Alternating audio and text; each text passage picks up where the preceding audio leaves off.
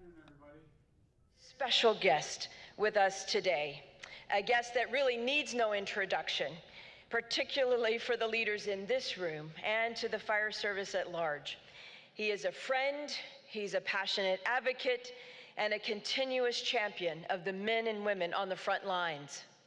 No president has ever assumed the nation's highest office with such an affinity and personal connection with us.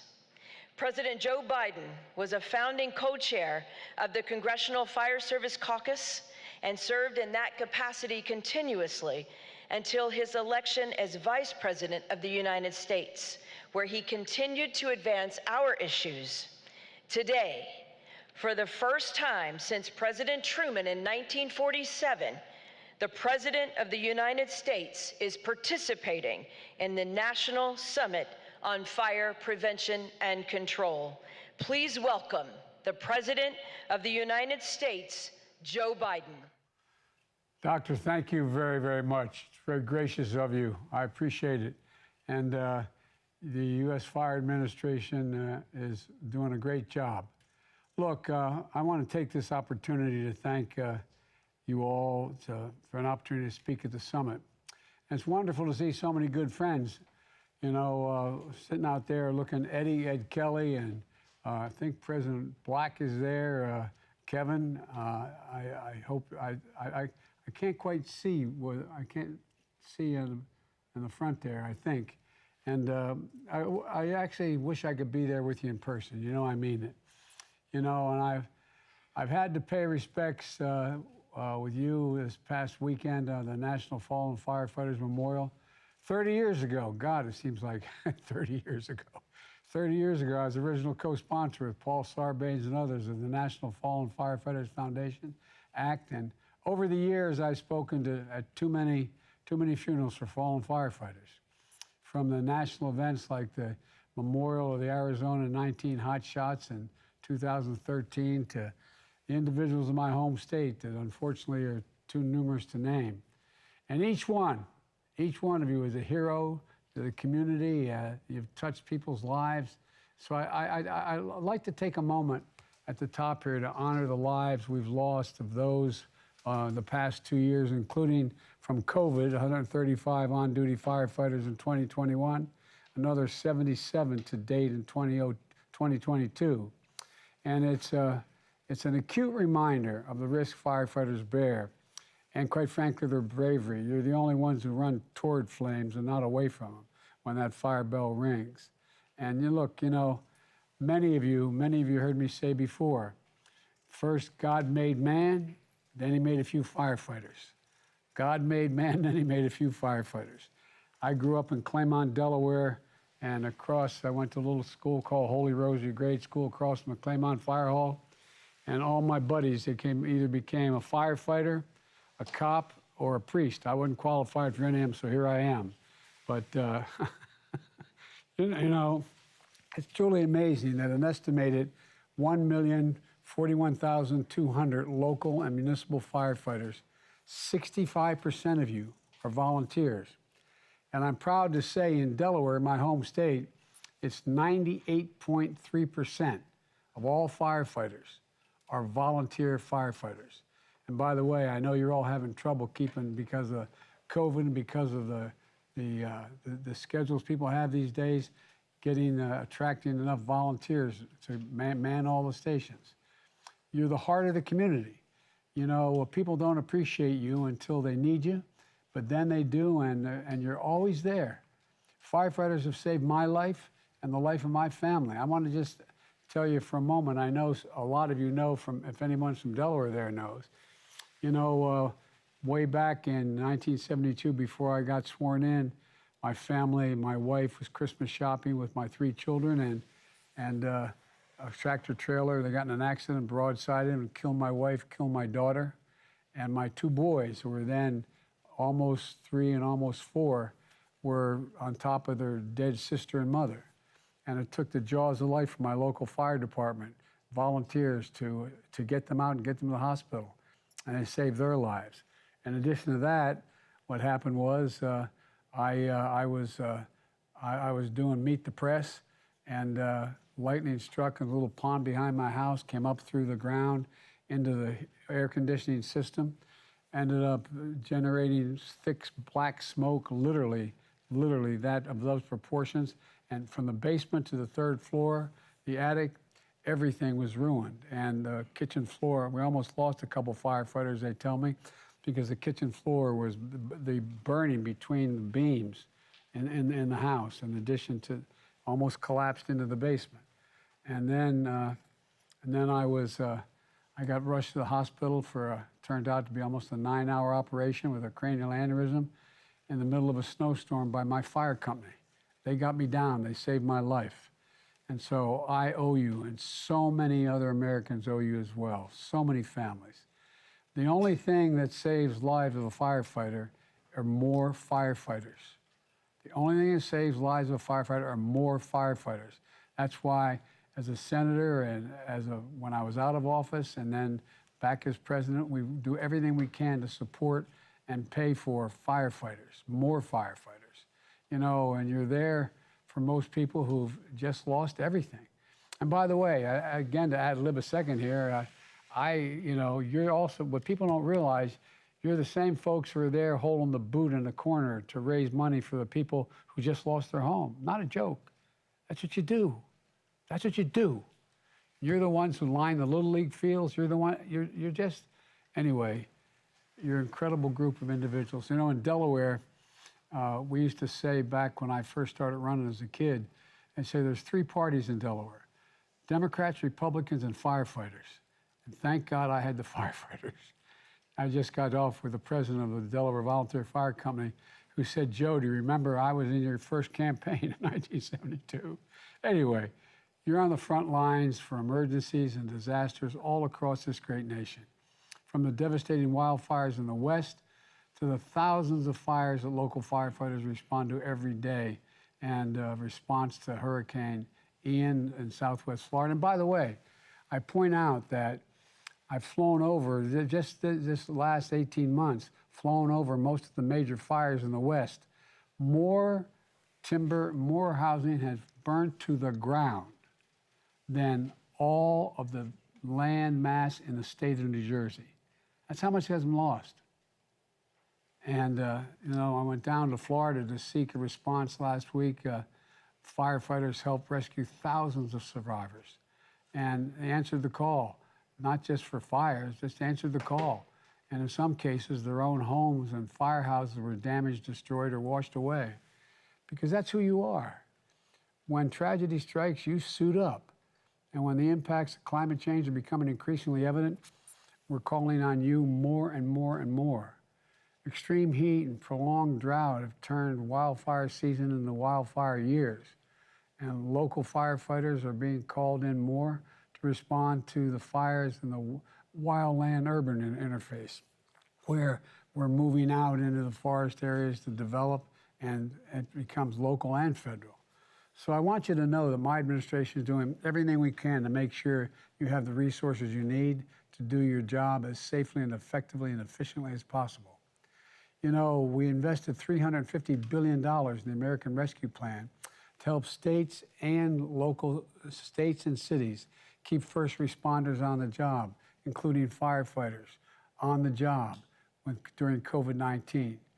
And between the American Rescue Plan and my 2023 budget request, we've increased federal firefighting grants by $320 million, which includes money to fund 1,200 more local firefighters in the field, hundreds more emergency response vehicles, and thousands of sets of turnout gear.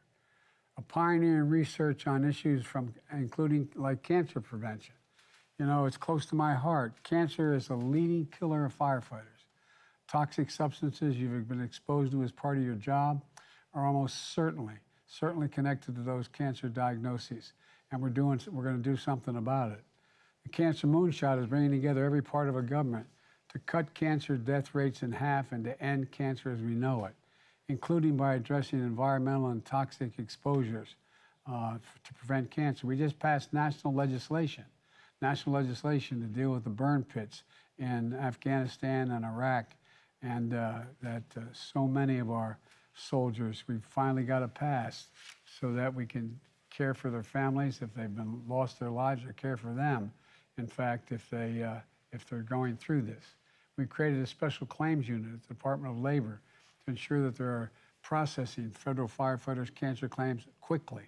And we're also taking PFAS, the so-called forever chemicals that for years have been in your gear, your equipment, and the suppression agents that you depend on to do your job.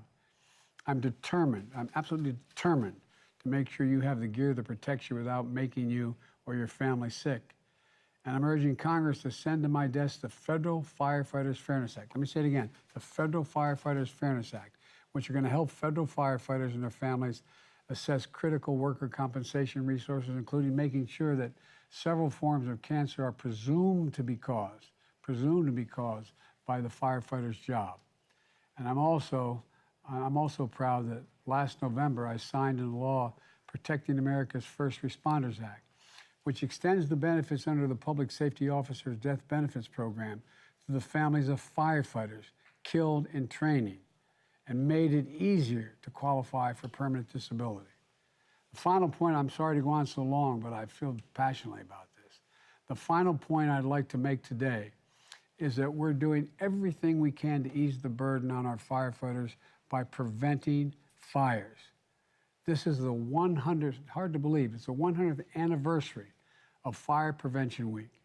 And the landmark legislation I've signed into law includes historic investments to reduce the risk of fire.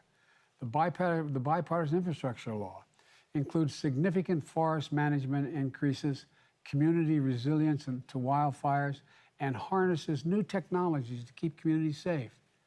It's also repairing vital infrastructure that firefighters and other first responders rely on to quickly get to those in need. By the way, we're talking about all the bridges that are in tough shape. I was out in western Pennsylvania. There was a fire station, a bridge over a creek, and a school not far from there. They have to go, I think it was 7 miles. They couldn't go across the bridge because it wasn't strong enough to maintain and handle the fire truck. You know, the Inflation Reduction Act enables us to take unprecedented steps to confront climate crisis, which is going to protect forest health, reduce fire risk, and supercharge our clean energy future. We're also maximizing protections for people when fires do break out through a national initiative to help states, local, and tribal and territorial governments adapt and adopt the most up-to-date building codes that reflect the threats from climate change. We're using the Department of Defense satellite imagery to detect wildfires in their early stages, so firefighters have a better chance to suppress the fires early before they can impact on local communities. And we're working to help educate the public on basic fire safety, like preparing fire escape plans, testing smoke and carbon monoxide and alarms monthly, and replacing those alarms every 10 years. This is simple steps we can take to save lives. Look, on behalf of my own family and every American, I just want to close this saying again, thank you, thank you, thank you. Fires will always be a fact of human life. And when the worst happens, when those alarms go off, when everything and everybody you love is in danger, there's no better sight in the world than that firefighter who's ready to go to work. So thank you for being who you are. Thank you for all the heroes you represent. You are on the alert and on call in communities all across this country right now as I speak. So God bless you all, and may God protect our firefighters. Thank you for letting me have a chance to talk to you. I literally do wish I were there with you. Thank you. And thank you, Lori. Thank you. Thank you, Mr. President. Thank you.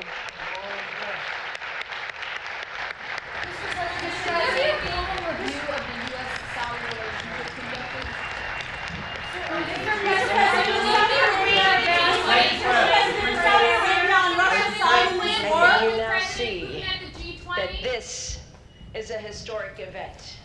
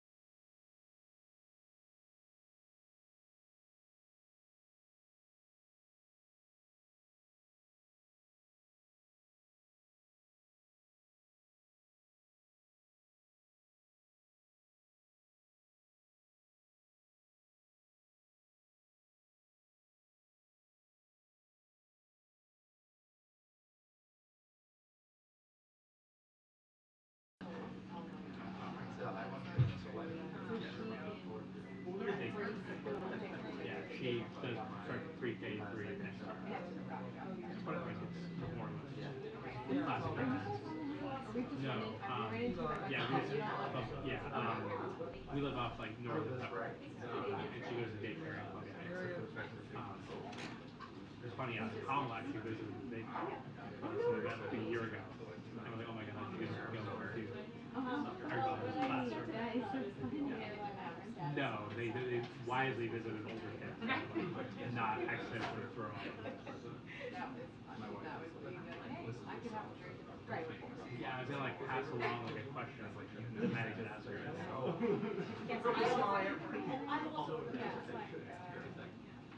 Is Dan traveling a lot? You know, yeah. As much as I thought he would be, because it's been like, he's mainly just like India, and then he's never he's always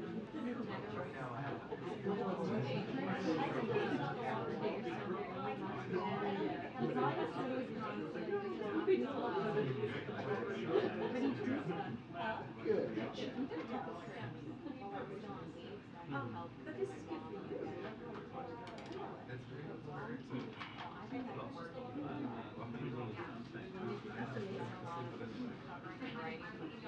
Yeah.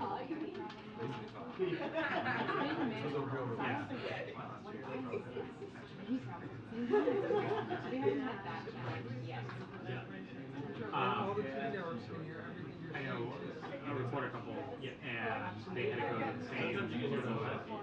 So one of them wore their baby, so like a little like baby yarn to the event. Yeah, literally, there will be versions of that. Yeah, he just wants to get the hair strip. Oh yeah, It's very cool. And then I brought her a little like Japanese. Yeah, thank you.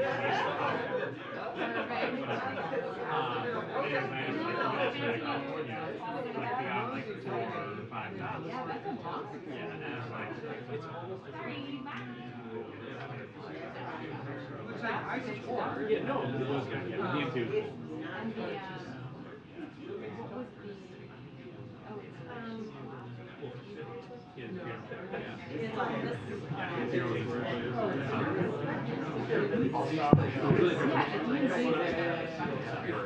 Yeah, right. Yeah. It was cool. It was very beautiful out there.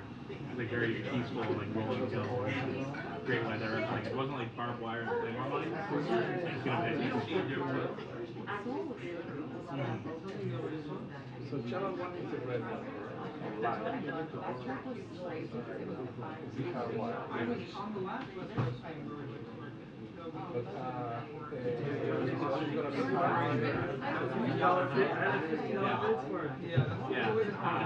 The one for volleyball. The cats goes for no, apparently the entire. they go straight to so Where you go to the opposite end of the world. online or my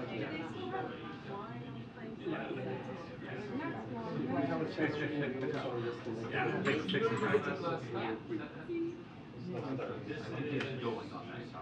Mike, you say? I'm ready.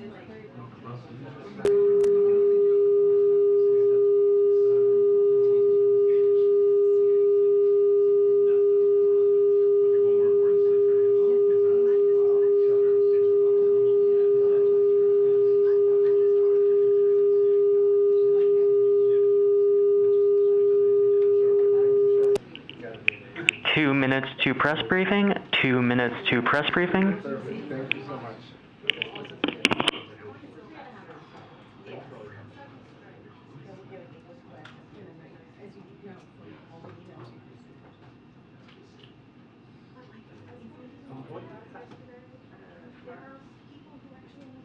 'Cause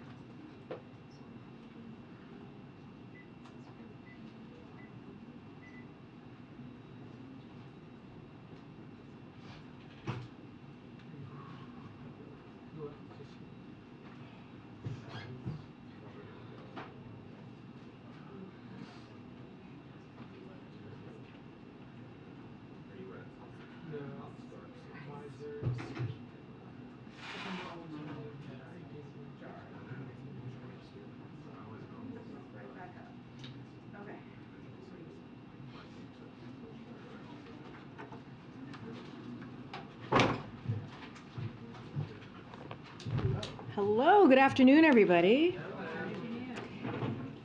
Okay, so today is National Coming Out Day, and so I wanted to start by sharing my own coming out story. Like so many in the LGBTQ community, coming out wasn't an easy thing to do. My family was traditional and conservative. Being gay in my family wasn't something that you mentioned out loud or celebrated. But my family, like many other families, grew to accept who I was. They saw that who I loved didn't change who I was as a person. It didn't change the things I liked to do, and it didn't change the goals I had for my life. The beauty of America is its freedoms and the promise that you can achieve your dreams no matter your race, sex, country of origin, sexual orientation, or gender identity. This is something we continue to strive toward and fight for, particularly as we continue to see a wave of anti-LGBTQ legislation across the country. And it's why I'm so honored to serve the President and the First Lady, who have stood with the LGBTQ community for many years and will continue to stand with all those who come out. And we are thinking about those who are coming out or those who are thinking about coming out, and we are here for you, and we will continue to support you. Thank you. With that, I now want to turn to our special guest for today. Today we have White House COVID-19 Response Coordinator, Dr. Jha, back with us in the room. He is going to discuss the benefits of the updated vaccines, the new vaccines that you have heard us talk about here, and our work to ensure that all eligible Americans do get vaccinated ahead of the winter. With that, Dr. Jha, thank you for joining us. Thank you. Thank you, KJP, and thank you for your personal story. Thank you all for having me back. Happy to be back here. I know families around the country are starting to make plans for Thanksgiving. Mine is. We're thinking about the holidays ahead. It's going to be here sooner than most people know. And we're all looking forward to a really good holiday season. The challenge with holiday seasons every year is it's also a time where contagious respiratory viruses like influenza, RSV, and again this year COVID spread much more quickly. And we have seen an increase in COVID infections, hospitalizations, and deaths each of the last 2 winters. And we are carefully monitoring the rise of several subvariants that are evolving rapidly and emerging around the world, including ones that evade some of our treatments. And given what we've seen in Australia this summer, our summer, their winter, it's reasonable to expect we're going to see a significant flu season this year. So we have some challenges ahead as we plan and as we look at the winter in front of us. But the good news is we are not helpless against these challenges, right? In fact, what happens in the weeks and months ahead will have a large impact on how the winter goes. And really what happens in this winter is largely up to us as the American people. So let me talk about what tools we have, what we can do to make sure we have a safe and healthy fall, winter, holiday season. We have updated bivalent vaccines that are designed to target the original version of COVID. I think you should see slides up. You do. Great. That target both the original version of COVID from 2020 as well as Omicron, the BA.5 version that's circulating right now. And based on everything we know about immunology and science and vaccines, these updated vaccines should provide a much higher level of protection against infection, against transmission, and certainly against serious illness and hospitalizations and deaths. And just like people get the flu shot each year, even if you've had the flu in the past or if you got a flu shot the year before, it's really critical that everyone 12 and older should go get this updated annual COVID-19 vaccine. So you're protected this fall and winter, and you're protected year-round. So my message today from this briefing room is very simple. Don't wait. Get your new flu shot and get your new COVID shot today. If Americans did that, we could save hundreds of lives each day this winter. As the Commonwealth Fund just put out a new report, a new analysis, they estimate that we can save as many as 90,000 lives and nearly 1 million hospitalizations if most eligible Americans got their updated vaccines. Now, That is just based on vaccines alone, which are remarkable and going to make a very large difference. But if we do better than that, if people get tested when they have symptoms, we know testing leads to a diagnosis leads to treatments. And treatments that we have available today for free keep people out of the hospital, keep people out of the ICU, prevent the worst outcome of all. And here is the most remarkable fact. 2.5 years into this pandemic, think about where we were in March of 2020. Here's the most remarkable fact. If you are up to date with your vaccines, and if you get treated, if you have a breakthrough infection, your risk of dying from COVID is now close to 0. I really think that is a remarkable progress. And as a nation, we are clearly in a much better place as well, right? COVID is no longer the same disruptive threat it was. And by the way, that did not happen by accident. It's happened because of the leadership of this president. His leadership on vaccines, on treatments, on testing. We're the first country in the world to authorize a BA.5 bivalent vaccine. First country in the world to make Paxlovid widely available. So as we look ahead to our third winter of COVID-19, we are focused, like a laser, on bringing down serious illness and deaths. And the single most important thing people can do to protect themselves, to protect their families, to protect their communities, is to get the updated COVID-19 vaccine. Now let me tell you a little bit about what we're doing to try to make sure that that happens. First, we've made it widely available, easily accessible, and it remains free. That's point number one. Now we're doing everything we can to get the message out about the benefits of these vaccines. We're focused on reaching people where they are. Set up pop-up clinics in state and county fairs around the country. Last week, the Healthy Trucking of America hosted a pop-up clinic called Million Mile Celebration at the Talladega Motor Speedway in Alabama to help drivers get their updated vaccine. Next week, we're going to be at the Texas State Fair in Dallas. Week after that, at the Jackson County Fair in Biloxi. And the week after that, at the State Fair of Louisiana in Shreveport. These are just some of the things.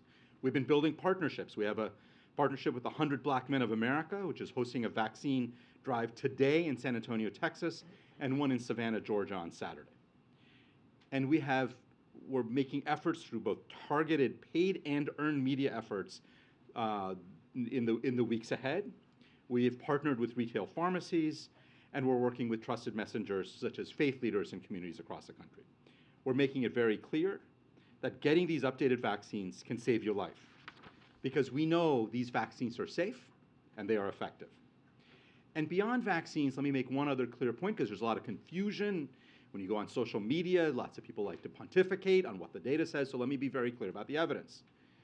If you are over 50 or otherwise at elevated risk and you get infected, you should be seriously considered for treatments, because treatments are effective, they make a big difference, they can save your life. Now, let me finish off by saying we know there's more work to do with real challenges ahead of us as we head into the fall and winter and the holidays. We're doing everything we can as an administration to stay ahead of this virus. But if we all do our part, not just us in the administration, but Congress, the American people, I remain incredibly confident we can manage this virus for this fall and winter with less suffering, and we can have a safe and healthy holiday season ahead. So with that, let me stop and take questions, but thank you. Thank you, Dr. Shah. Just in terms of the winter surge that the administration is expecting, can you be a little specific in terms of the numbers, what kind of range in terms of number of cases we're looking at? And then for the window of time that we have for people to get vaccinated ahead of the winter, like when does that window sort of close before that actually has a big effect? Yeah. So we don't have a specific estimate of how many infections. Look, there are lots of different models out there. And we are tracking both internal government models, but certainly lots of external academic models. Most of them expect that we're going to see more infections as we get into November, December, January. It's what we saw the last couple of winters, so that's not surprising. In terms of when's a good time to get vaccinated, I've been very clear about this. I think people should go get vaccinated before Halloween. Why Halloween? Because it takes a couple of weeks for your immune system to kind of generate the benefit from that vaccine, and that means you will be ready by Thanksgiving and certainly by the holidays. If you miss the Halloween, is it too late? It's not too late. Again, it takes a couple of weeks for the immune system to benefit from the vaccine. So there's no time period where the window is out and you're no longer going to benefit. You will always benefit. But the bottom line is, if you do it before Thanksgiving, You're going to see family and friends before the holidays, a lot of socializing that goes on in December. It's going to be a really good time to get it done before Halloween. Just a quick follow-up. Since the White House has now said the pandemic is over, can you just talk a little bit about what the message is for Americans as we head into the winter months? Can they behave as though it's business as usual as long as they're vaccinated? Yeah, so the president was very clear. COVID is not over. There's a lot of work to do. We still have 300 to 400 Americans dying every day, tens of thousands of people getting infected every day. There is a lot of work to do. What we know is that if we want to keep people safe and protect them from serious illness, which is obviously priority number one, the number one thing that people need to do is get vaccinated. And the number two is if you have a breakthrough infection, you need to get treated. If people did those two things, it would make an enormous difference in preventing hospitalizations, preventing ICU stays, preventing deaths, and those are the top priorities. So if the administration is laser focused on protecting people from serious illness, why are the booster uptake rates so low? Does this reflect a failure on the part of the White House administration to get people boosted? And Yeah, so let's... Sorry, one last thing. Why haven't we heard from President Biden on this directly, given that he has the largest megaphone? You know, we heard from so much early on in the administration. Why isn't he speaking about this? So let me start off by talking about where we are with the fall, this new COVID vaccine uptake. We estimate that, and again, we'll get new numbers from CDC, but as you know, those numbers always lag. We estimate that between 13 and 15 million people have gotten the new COVID vaccine through this past weekend. And we always expected this to build up over time. September, if you think about how flu vaccines tend to work, not a lot of people get the flu vaccine in September. People are just coming back to school. People are not thinking about the winter so much in September. It's really October as the weather starts getting cooler. I'm from Boston. People tell me this is Washington fall. But you know, it is starting to get a little bit cooler here. I think as that happens, we tend to see a big uptick in flu vaccines. We're expecting more people to get the COVID vaccine. And we're going to do everything we can to get the word out. And all of us are speaking about it. And so I think you've heard about this from the Secretary of HHS, from the Surgeon General, me. I'm sure you'll hear about it from the President as well. The President has talked about the importance of going out and getting vaccines and getting boosted. So we all are very, I think, synchronized on making sure this word gets out. The rates are so low. Is something not working? No, I think, look, we expected in the beginning, the vaccines rolled out in September. We expected September to be a month where it would just start picking up, and then again, we'd really expect vaccinations to start happening in October. We're out there doing everything we can to make sure that message is getting out there and helping people understand that if you want to stay safe and healthy this fall and winter, the best thing you can do is get vaccinated. Yeah, in terms of the president getting out and talking about it, when is he going to get his bivalent booster? And also, what is your advice for people like him who have had COVID relatively recently? Yeah, so we're still working on things. Look, the advice that all of us are giving is people should wait 3 months after they've had their infection. If you do the math of when the president had his infection, it's somewhere around late October. We're going to find a specific date when the president's going to get it. So I don't have a specific date to mention, but he's still in that 3-month window. Same thing for the First Lady. We're following the science here, and the evidence suggests that waiting a few months and after you've had your infection is optimal for getting the best immunologic response. You had asked for $22 billion for COVID funding for next generation treatments, next generation vaccines. That money did not come through. Are you in a bad place heading into winter? Well, so no doubt about it that our response has been hampered by that lack of funding, right? And I think even from this podium, I've explained that we still went ahead. We thought it was incredibly important to get the new vaccines. We did. We pulled money from we had money allocated for a stockpile of tests and personal protective equipment. Remember, having enough PPEs for doctors and nurses, pretty critical. We were going to have a national stockpile. We do not have an adequate stockpile of that or of tests because we had to pull resources to make sure that we had enough vaccines. We do not have funding for the next generation of vaccines and treatments. Our vaccine campaign has been more limited because of lack of funding. So Congress bears a lot of responsibility for the complexities of the moment we find ourselves in. You can't run a national response to a highly contagious and deadly virus without adequate funding from Congress. Congress has been a great partner in the past. I remain hopeful that Congress will step up again, but it is undoubtedly true that congressional inaction has put the health and well-being of American people at risk. Dr. John, 2 questions.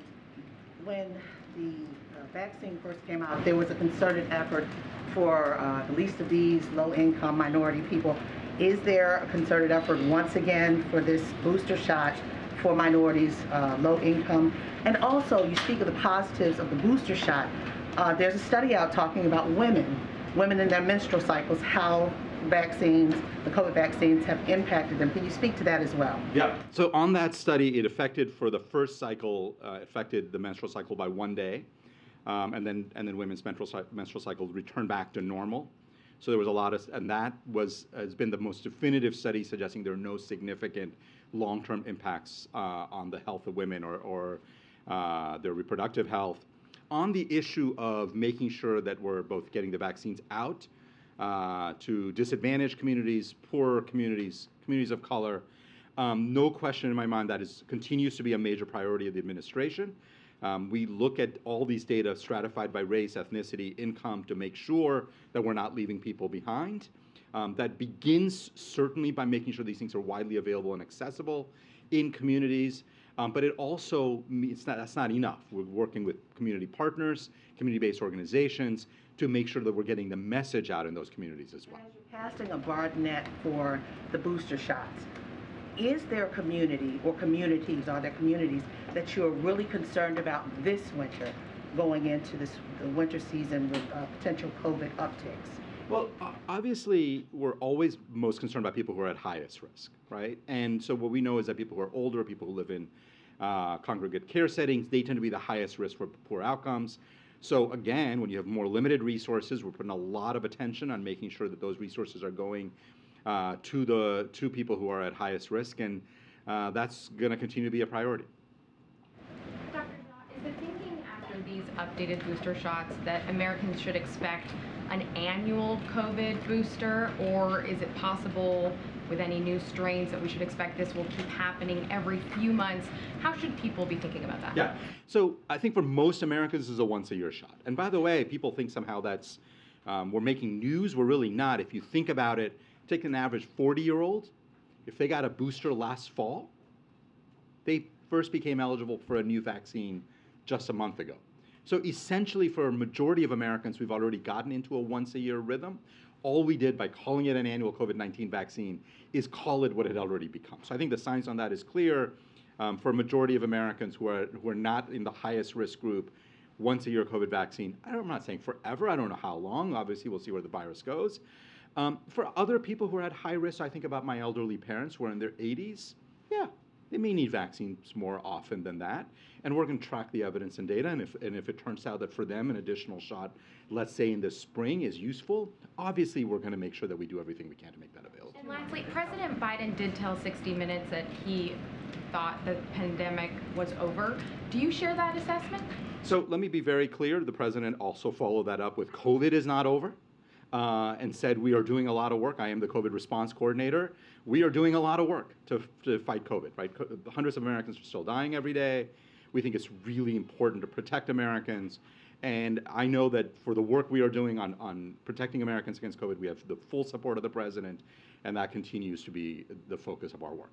Go ahead, and then Tyler. Doctor, can you tell us your assessment of the new variants we're seeing and how infectious that you think they are, even for people who are fully boosted? And also, just what scale could this winter surge take? Or do you think it could be like Omicron levels from last winter? Yeah, so predictions are always hard on these things, right? Because the virus continues to surprise us and continues to evolve. There are 3 or 4 subvariants that we are tracking most closely. They are, in different parts of the world. And they all arise either from a BA2 or a BA5 kind of lineage. And the reason we're tracking them is because they either have a lot more immune evasiveness or they render many of our treatments ineffective. Those are the 2 major things that get our attention. The good news is all of these subvariants do arise from a BA2 or BA5. That means our updated bivalent vaccines should provide a much higher degree of protection than the original prototype vaccine would have. Obviously, we're going to do the studies to figure out how much protection, but I'm confident that our vaccines will continue to work very well, certainly against protecting against serious illness.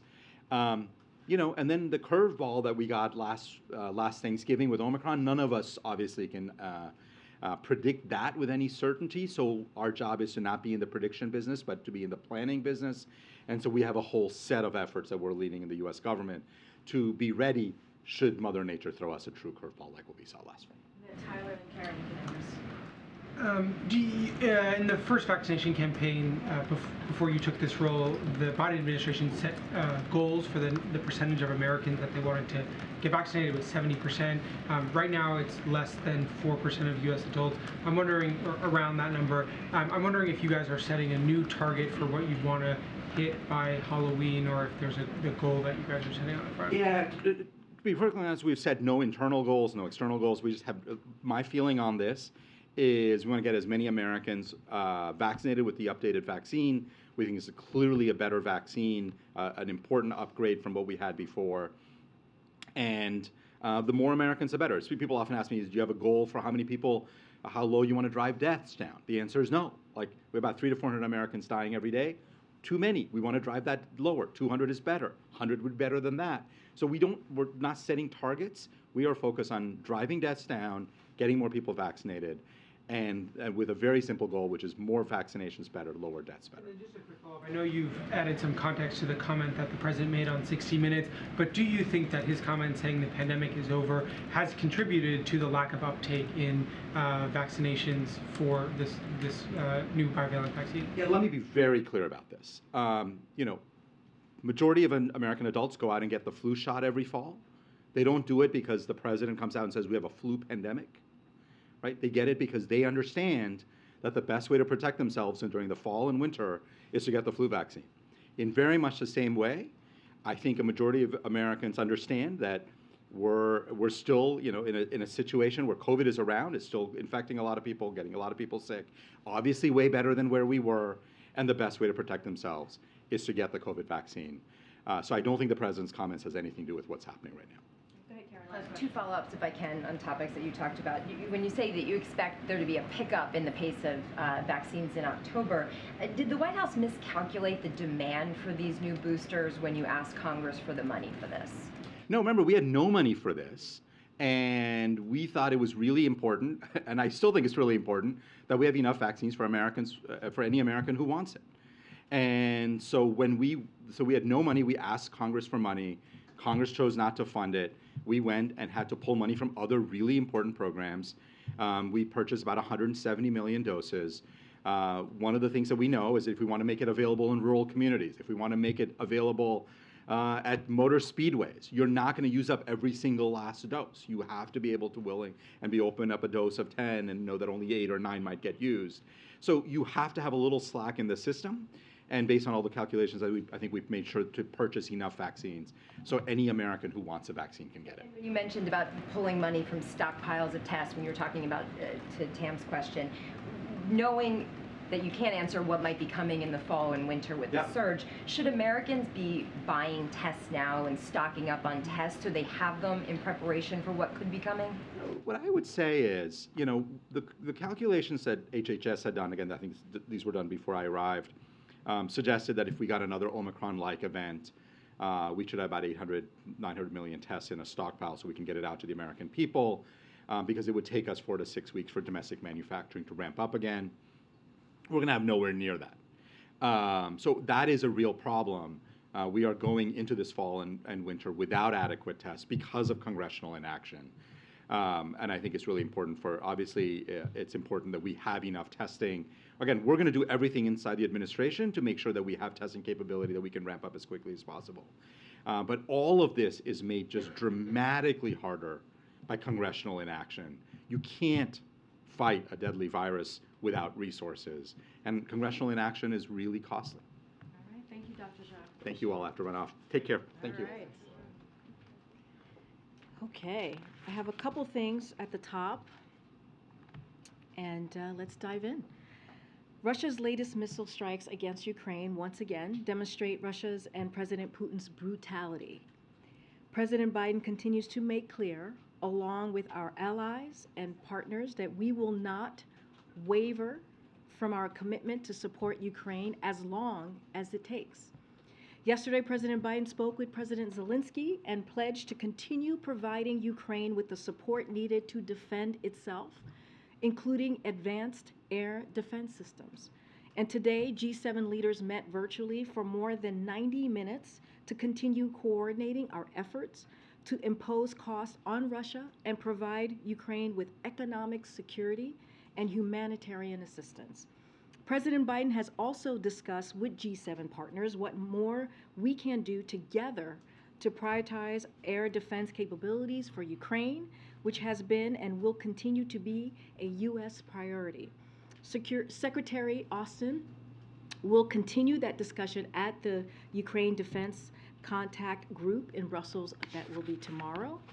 Today, as well, the president also welcomed a historic breakthrough in the Middle East.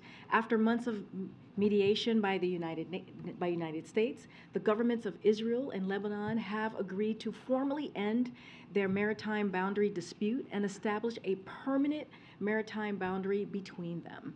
The president spoke this morning with Prime Minister of Israel, Lapid, and President of Lebanon, Michel Aoun, who confirmed the readiness of both governments to move forward with this agreement. We want to also thank President Emmanuel Macron of France and his government for their support in these negotiations. The president has long believed that energy, particularly in the Eastern Mediterranean, should serve as a tool for cooperation, stability, security, and prosperity, not for conflict. He first worked on this issue nearly a decade ago as vice president and is pleased that U.S. mediation and persistent diplomacy finally led to this breakthrough today. The agreement will provide for the development of energy fields for the benefit of both countries, setting the stage for a more stable and prosperous region and harnessing vital new energy resources for the world. It protects Israel's security and economic interests, critical to promoting its regional integration. It provides Lebanon the space to begin its own exploitation of energy resources and marks a new chapter of hope following years of crisis. And it promotes the interest of the United States and the American people in a more stable, prosperous, and integrated Middle East region, with reduced risk of new conflicts, all central themes of the president's visit to the region this past summer. We are pleased to have achieved this breakthrough today and congratulate everyone involved. And finally, I also want to recognize that today is International Day of the Girl. Today is an opportunity to celebrate the power of young women and girls around the world by championing their safety and rights. In particular, today we are thinking of the brave young women and girls leading the ongoing protest in Iran. Women should be able to express themselves how they want and wear what they want, free from violence or harassment. There's still so much work to be done to create an equitable country and world for our daughters and granddaughters. The Biden-Harris administration has and will continue to prioritize that work by creating opportunities for economic security and advancing equal access to education, job training, and jobs, by fighting to protect and expand girls' access to health care, and by working to address the scourge of gender-based violence wherever it occurs. President Biden and Vice President Harris will continue to speak out for women and girls around the globe. With that, Chris, you want to kick us off? Sure. There's been talk about reassessing the relationship with Saudi Arabia. What is the administration prepared to do at this point as far as reassessing it? It would involve weapons sales, diplomatic relations. Can you talk about some of the options here? So from the beginning of the administration, since taking office, the president has been very clear that the United States needs a different sort of relationship with Saudi Arabia. He has said that from very early on. And I have said this last week when OPEC made the decision to align their energy policy with Russia's war aims and against the American people, further underscores that reasoning to realign that relationship, to reevaluate that relationship with Saudi Arabia. We are reviewing where we are currently right now, and we'll be watching closely over the coming weeks and months as well, consulting with our allies and also with with members of Congress, and decisions will be made once that policy review is underway. And but to be clear, I'm not going to get ahead of that, but that's the process that we're going to take next. Timeline for the review? Don't have a timeline, but clearly this is something that we're going to closely monitor. And we have said from the beginning we need to kind of reassess and have a different relationship with Saudi Arabia, and especially after the decision that was made by OPEC Plus, and we were very clear about that last week. Go ahead. Thanks, Corinne. Does President Biden believe that Saudi Arabia sides with Russia in this war? Well, we believe by the decision that OPEC Plus made last week, there certainly are aligning themselves with Russia. And right now, this is not a time to be aligning with Russia, especially with this brutal, unprecedented war that they have started in Ukraine. And we have been very clear about that. The president has been very clear about that since the beginning of this war. And so this action that they took, this decision that OPEC Plus made last week, proves that that's where they are aligning their energy policy is with Russia. So given that, Senator Bob Menendez, the chair of the Foreign Relations Committee, has proposed that the U.S. basically stop selling arms to Saudi Arabia.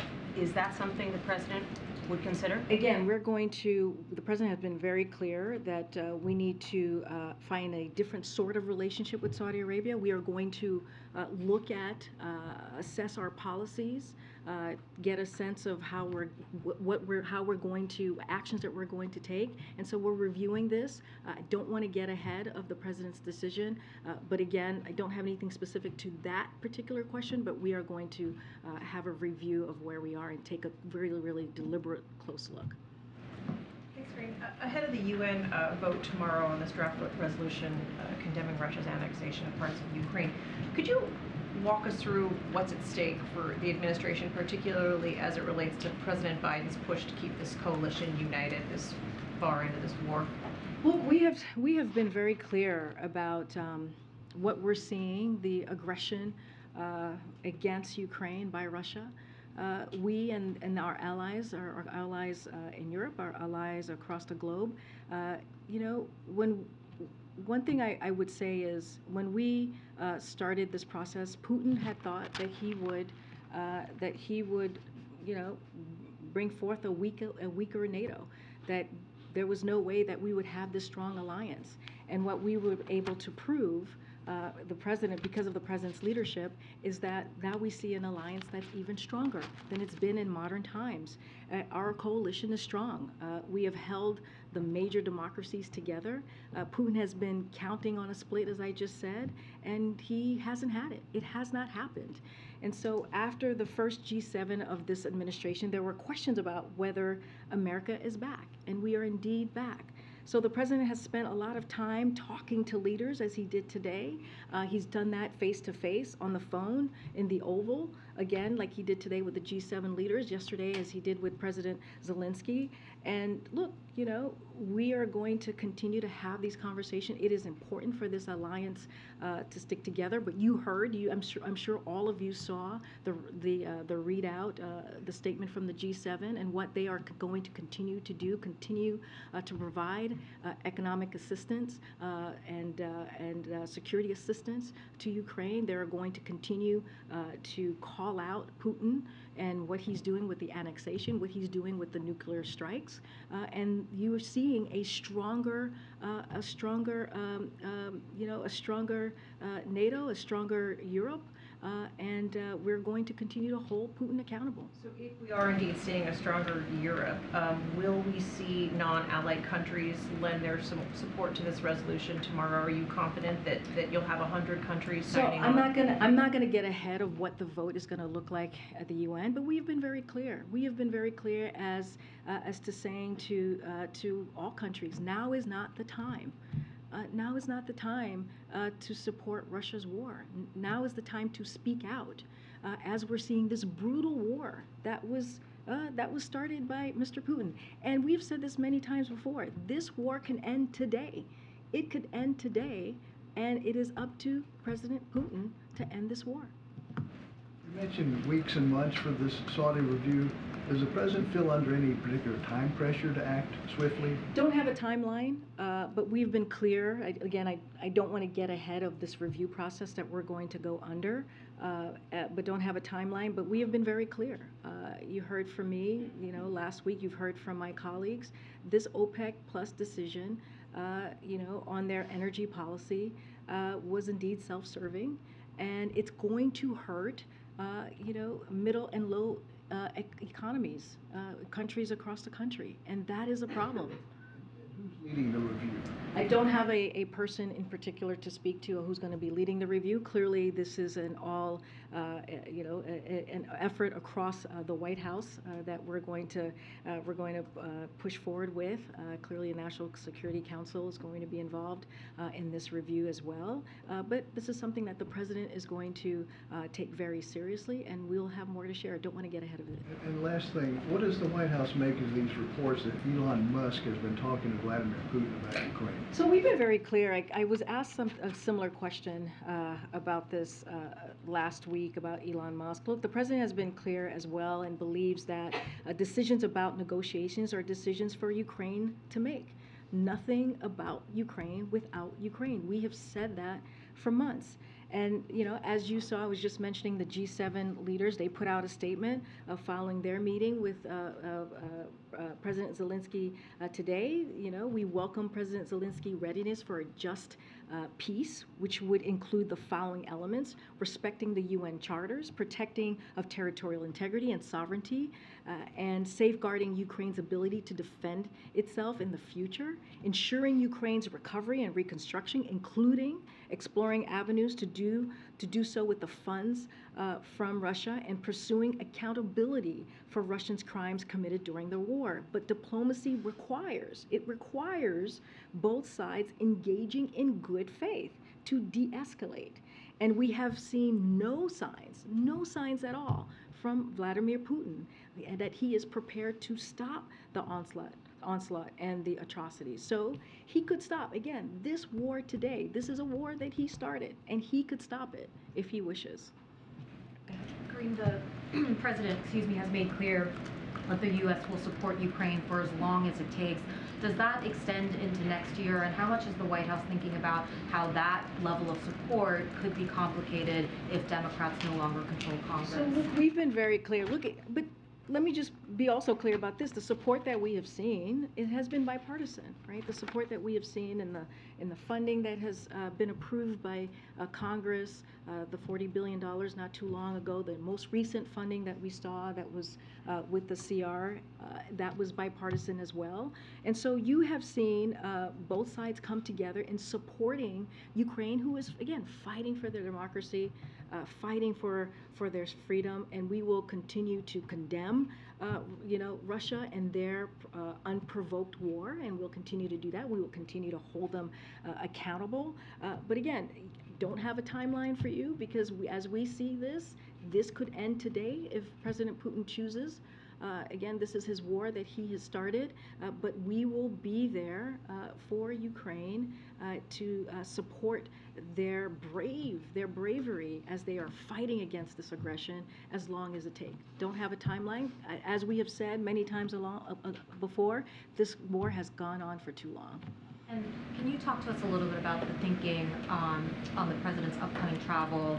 He's going to the West Coast tomorrow. He isn't visiting Arizona or Nevada. I mean, we have 4 weeks until the midterm. Should we expect to see him travel to some of the more competitive states, campaign alongside some of the candidates who are in very competitive races? So, as I've said many times, we here at the White House, this administration, we respect the Hatch Act. So I'm going to be very mindful of that, and I cannot speak of the 2022 midterm elections or any elections from this podium. But, we've been very clear that the president's going to go out, the vice president's going to go out, the cabinet secretaries, and you'll see Democrats in Congress. They're going to talk about the success that we have seen in this administration in the last 19 months. And, we have talked about the bipartisan infrastructure law and how that's going to change. That's going to change our infrastructure, repair our bridges and roads, and it also strengthen our supply chain. So we're going to talk about that. He's going to talk about the Inflation Reduction Act, which is going to help our seniors lower costs, make Medicare be able to negotiate prices. It's going to help energy costs. That's what you're going to hear the president talking about. He's going to talk about the CHIPS Act. He did that last week, going to IBM, going to Volvo, and talking about how the CHIPS Act is going to, again, really secure and protect our national security, make that stronger, but also bring back manufacturing jobs right here in the U.S. and giving the opportunity to those businesses to come back and actually really do the things that we have been wanting to see in this country for decades now, create good paying jobs. And so that's what you're going to hear the president talk about his economy, how he's able to put forth a policy that really doesn't leave anybody behind, builds the economy from the bottom up, middle out. And so that's what you're going to continue to hear from us. I don't have any specific locations to share in the next 4 weeks, but of course the president loves being out there, and you'll continue to see the president traveling. I guess I was just wondering, if he is eager to talk about his accomplishments on a trip like this one where he is going all the way to the West Coast. Would there have been deliberations of, well, why not go to a state like Arizona or Nevada to talk about those accomplishments? Look, he's going to go to California, he's going to go to Colorado, he's going to go to Oregon to talk about those accomplishments. There'll be many more trips to announce and for the president to be out there and talk directly to the American people. I don't have anything more specific to lay out as to where he's going in the next 4 weeks. But again, I also want to be very, very mindful of what I say here at the podium as well. He's not welcome on the trail, correct, Kareem? President. We get the Consumer Price Index for September on Thursday. What does the administration expect from that? So you're talking about the CPI, the upcoming number on inflation. So look, the president has made, as far as his economic policy, he's made lowering costs for the American people, bringing the inflation down, his number one economic priority, and that continues to be do that. We know that there's more work to do, but we have seen some important progress for the American people. A couple of things that I lay out. We've seen real disposable income and real consumer spending both increase in part thanks to the strength of our job market. Gas prices are down over $1 per gallon since their peak this summer. That's an overall decline of 22%. And we're giving families a little bit more breathing room. I just talked about the Inflation Reduction Act that's going to lower cost as we think about healthcare, as we think about energy and healthcare premiums, to be more specific. And here's the thing. And we've seen this week, and we saw it last week, how Republicans in Congress, as we know, voted against the Inflation Reduction Act. But the first thing that they want to do is repeal the Inflation Reduction Act, which means that they would be playing into or supporting or lifting up the wealthiest special interest groups. Why would you do that? Why would you take away an opportunity to lower cost for seniors? Why would you take away the opportunity to lower costs when it comes to energy? Why would you take away the opportunity to fight climate change in a way that we have not seen, an investment in a way that we have not seen? And so that's how we see the important progress that we have made. Clearly, we will be paying close attention to that data as it comes out. The Reserve has been responding to these inflation reports by raising interest rates, and the White House's response to that has been to say the Fed is independent, we respect their independence. Is there ever a point where that might change, where the White House might consider critiquing Fed policy, particularly if we fall into a recession? Again, we've been very clear about the Federal Reserve. They are independent. We believe that they have the strongest monetary policy to deal with this moment, and we are going to allow them to do the work that they are currently doing. I'm not going to be responding to any actions that they're taking because we truly do believe in the independence of the Fed. Go ahead, Eli. Thanks, Greg. The President has condemned racism many times since taking office.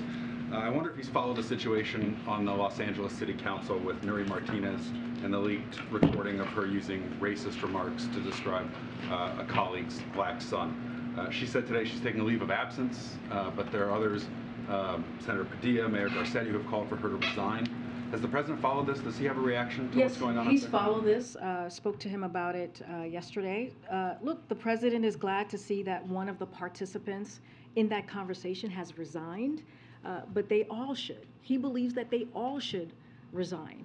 The language that was used and tolerated during that conversation was unacceptable, and it was appalling. They should all step down.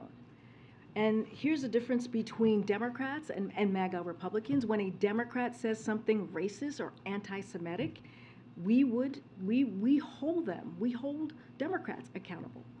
When a MAGA Republican says something racist or anti-Semitic, they are embraced by cheering crowds and become celebrated and sought after endorsements.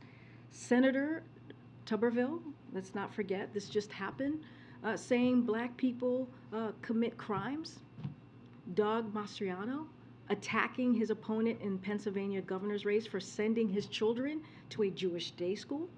The president used to say, and I'll quote the president right now, quote, "Hate never goes away, it only hides." But lately, it's just one in the open at these extreme MAGA rallies. It's just out, pardon me, it's just out in the open at these extreme MAGA rallies, end quote.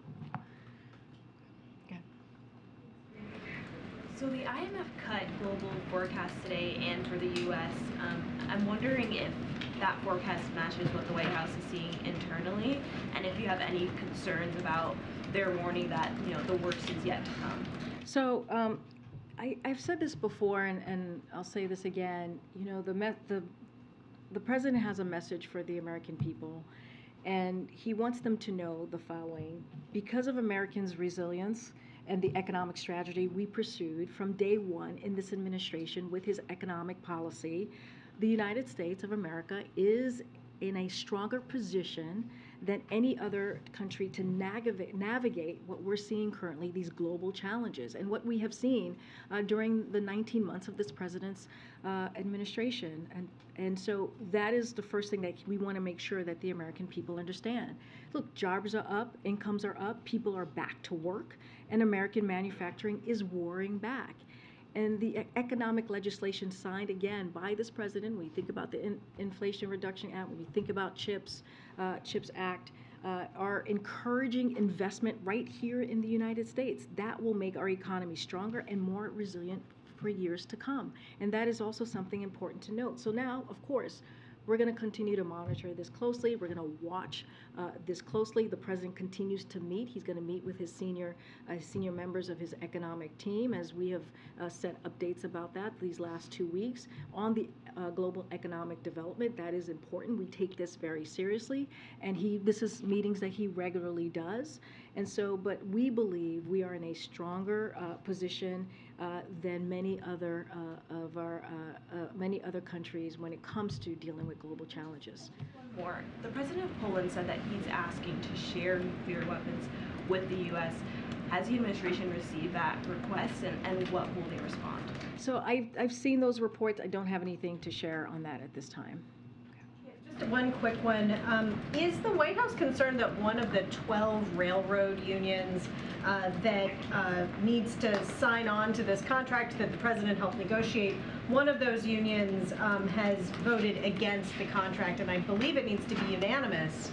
So where does that leave this situation? So the BMW, pardon me, and the railroad employees have agreed to a cooling off period that extends well into November, giving them adequate time, we believe, to continue their work and ensuring that our economy is under no immediate threat. The president remains focused on protecting America's families, farms, businesses by avoiding a rail shutdown. Both sides have said they share that goal.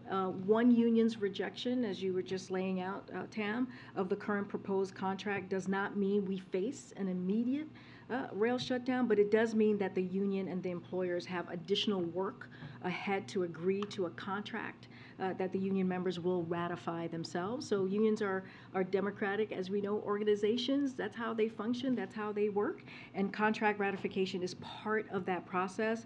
These negotiations have gone on for years. This is nothing new. We've seen this before, and have often been acrimonious. So it's not surprising that Universal members approve of the new contract and would have challenges. Again, we stand ready to assist at any time. But again, this is not unusual. Thanks, Shereen. Just to follow up on some questions from my colleagues about this review in Saudi relations. You said the president is taking it very seriously, but you also said there's no person leading it or a timeline for it to be completed.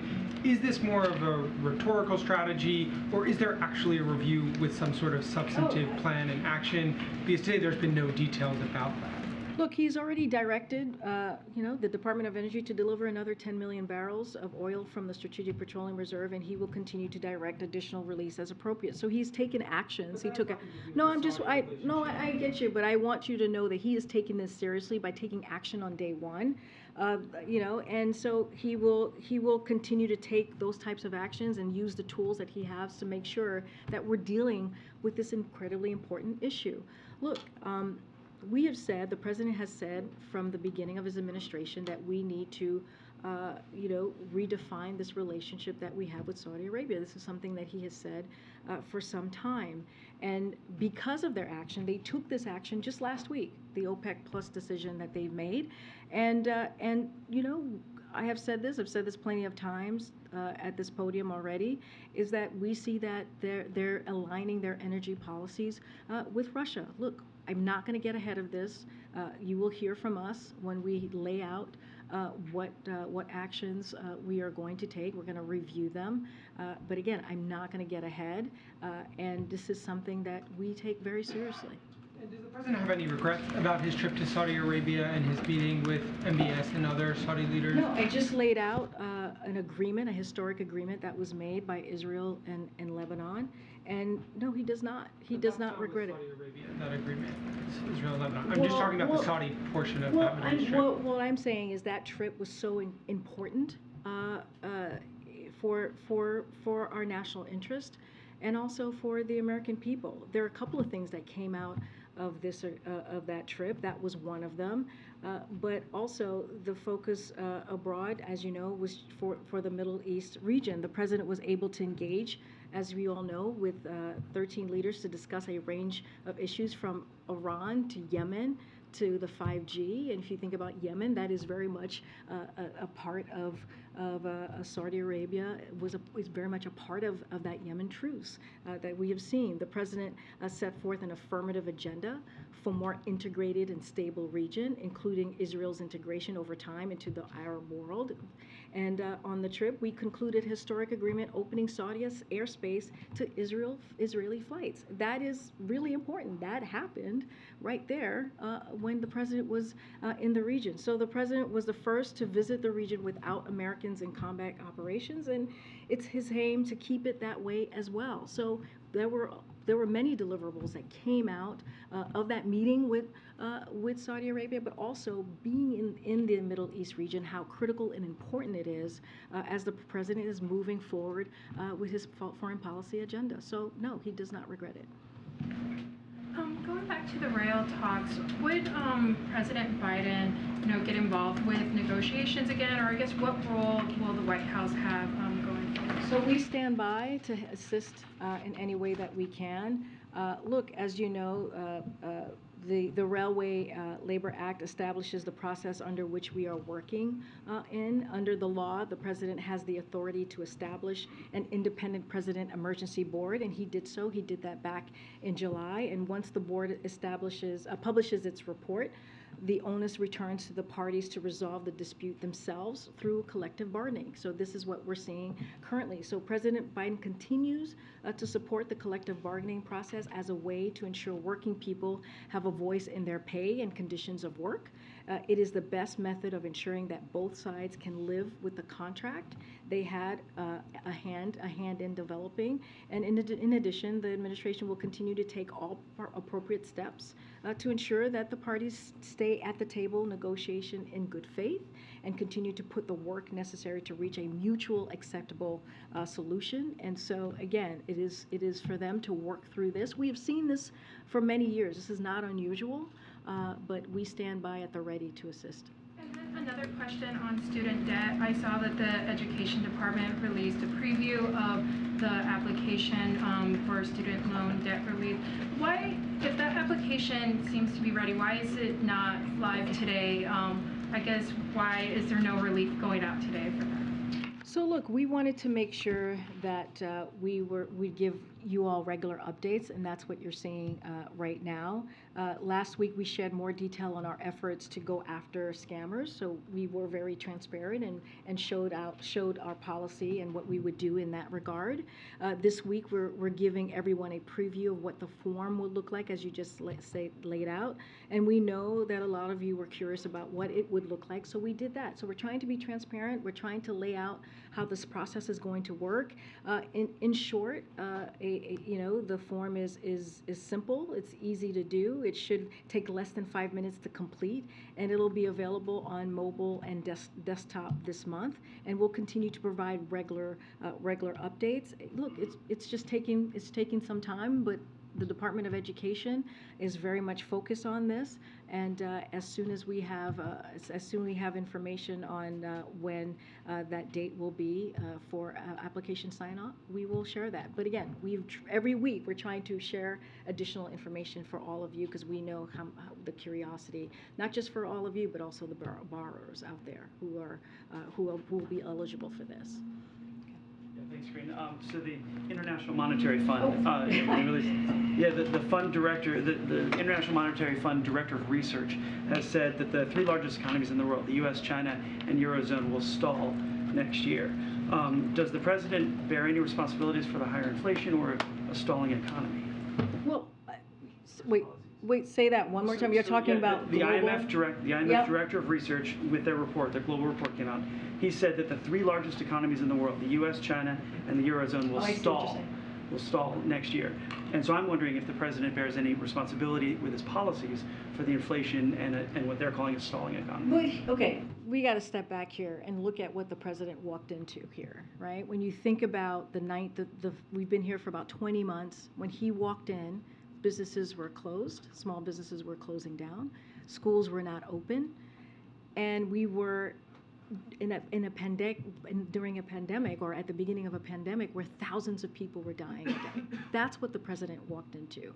What he did is put forth the American Rescue Plan, which, by the way, was only voted by Democrats, that was able to turn back on our economy, that was able to get shots in arms, that was able to get the schools fully open, and that was able to give businesses an opportunity to start back up and give a little bit of more of breathing room, those extra dollars back into the pockets of Americans. That's what the president was able to do, and he continued that with the bipartisan infrastructure legislation. He continued that with the CHIPS Act. He continued that with the Inflation Reduction Act. And let's not forget the work that we have done, this president has done these past several months to get gas prices down. Why did this all happen?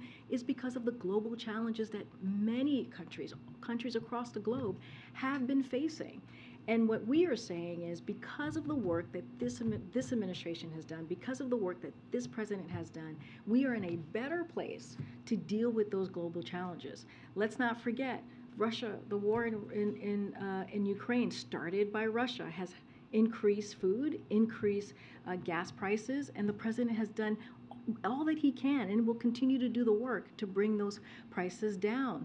And the pandemic has also caused these global challenges. So look, if anything, his economic policy has been able to get us back on track in a historic fashion, creating 10 million jobs. And that's where I'll leave that. I have to take a couple more, and then we got to go.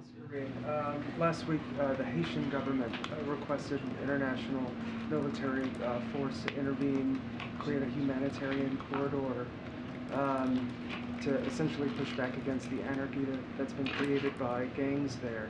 Secretary General at the UN has called for a rapid reaction force that would be created in conjunction bilaterally between Haiti and a third party before a multilateral force could be put together. So what is the president willing to do? He's obviously been very reluctant to send troops anywhere, much less Haiti. He's rejected a request in the past. What's on the table? So the United States, we're reviewing the government of Haiti's request in coordination with international partners. And so we are working to determine how we can hold accountable those responsible for the violence and increase our support to help address Haiti's fuel shortage and security constraints as well. that are disrupting the flow of humanitarian assistance aimed at halting the spread of cholera, as you know, which has now become a major issue in the country. Our highest priority is ensuring that vital humanitarian assistance reaches the Haitian people, including critical medical support to help address the outbreak. And as you know, we have said this before, look, we have given, we are one of the countries that's given the most assistance to Haiti. And again, we are going to review the government's request at this time. Just to follow up, the significance of this, obviously, after the assassination of Haiti's president, July of last year, the government requested U.S. or UN troops to secure the country. That was denied. The administration had a special envoy for Haiti who resigned in protest, in part because he advocated for U.S. troops on the ground, and the State Department said it was a non-starter. So my question is this actually on the table? Has it reached a point in Haiti where where you would reconsider that significant policy? Look, again, I don't have, we're reviewing the request, don't have more to add, but it is something that we have received and we're gonna review. So look, what I'll say is that right now our staff are on the ground in Haiti working alongside Haitian health workers and NGOs to address this outbreak that I just mentioned and deliver care to those who need it. And we have been on the ground for some time. And since 2021, the U.S. has provided more than $171 million in life-saving humanitarian assistance and early recovery, risk reduction, and resilience programming to Haiti. And over the past 18 months, the United States has allocated more than $90 million in security assistance as well, to your question about the troops, but we have offered that to strengthen the Haitian police capacity to counter gangs and establish a stable security environment under the rule of law.